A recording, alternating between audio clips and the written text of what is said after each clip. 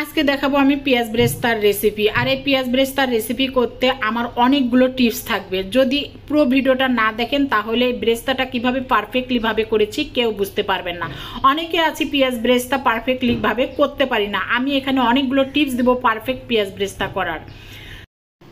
আসসালামু আলাইকুম, welcome to মেরিনাস kitchen. YouTube হলো মেরিনা আফরাজ কিচেনে। কেউ যদি ইউটিউব থেকে দেখে থাকেন অবশ্যই বেল আইকনটা ক্লিক করে দেবেন, পেজ থেকে দেখলে ফলো করে দেবেন আর শেয়ার করে সবাইকে দেখার সুযোগ করে দেবেন।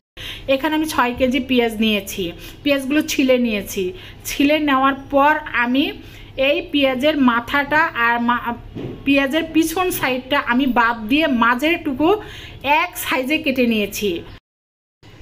এখানে একটা টিপস দেই, পেঁয়াজগুলো যখন সামন পিছন বাদ দিবেন তখন মাঝেরটুকু এক সাইজে কেটে নিতে হবে, তাহলে পেঁয়াজ ব্রেস্তাটা পারফেক্ট হবে।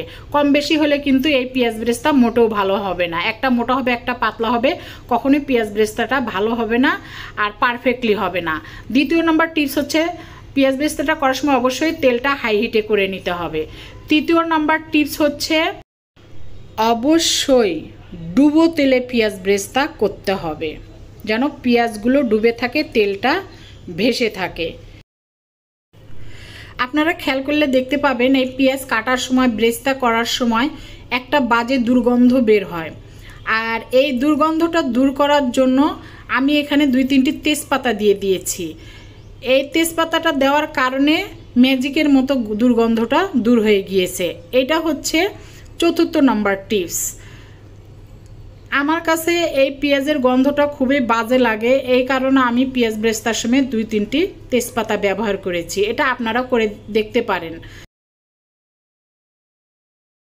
পছন্দ করেন না তারা এটা স্কিপ করতে পারেন, তবে এটা দিয়ে দেখতে পারেন, এটা অনেক উপকারে আসে। এই পেঁয়াজের গন্ধটা মোটেও থাকে না, তেলেও না আবার ফির পেঁয়াজেও না, ম্যাজিকের মতো গন্ধটা চলে যায়।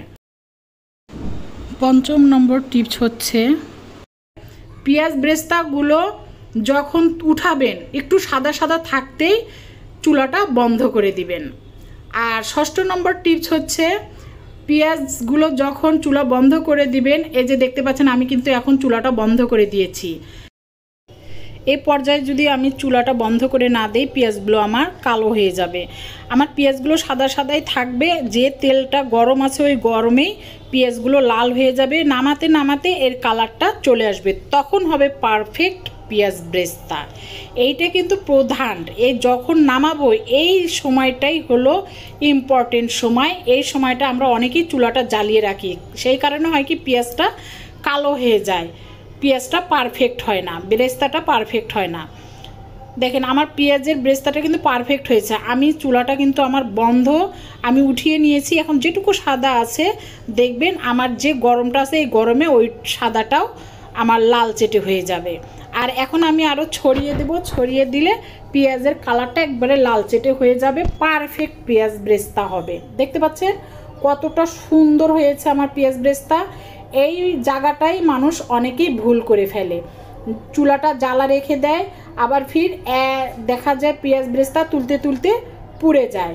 এই কারণে আপনাদের পেঁয়াজ ব্রেস্তা অনেকেরই ভালো হয় না।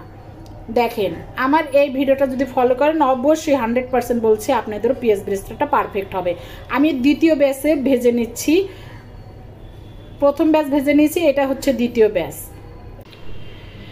দেখেন আমার পেঁয়াজগুলো কিন্তু ভাজা হয়ে গিয়েছে, ঠান্ডা হয়ে গিয়েছে। এখন আমি বয়মে সংরক্ষণ করব। আমার কোরবানি ঈদের জন্য পেঁয়াজ ব্রেস্তা রেডি, মশলা গুঁড়ো রেডি, আদা রসুন পেস্ট রেডি। আমি সব ধরনের মশলা শেয়ার করেছি, কিভাবে গুঁড়ো করেছি, আদা রসুনেরও কিভাবে সংরক্ষণ করে সেটাও শেয়ার করেছি।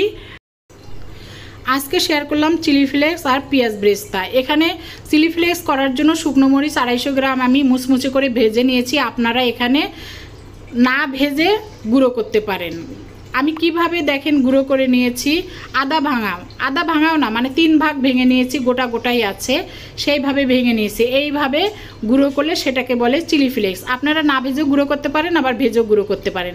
আমার কাছে একটু ভেজে স্মেলটা ভালো হয়, এই কারণে আমি ভেজে গুঁড়ো করেছি। এই দেখেন আমি বয়মে দুটোই সংরক্ষণ করেছি, চিলি ফ্লেক্সও আর পেঁয়াজ ব্রেস্তাও। কেমন হয়েছে রেসিপিগুলো অবশ্যই লাইক কমেন্ট শেয়ার করে সবাইকে দেখার সুযোগ করে দেবেন। ধন্যবাদ। আসসালামু আলাইকুম।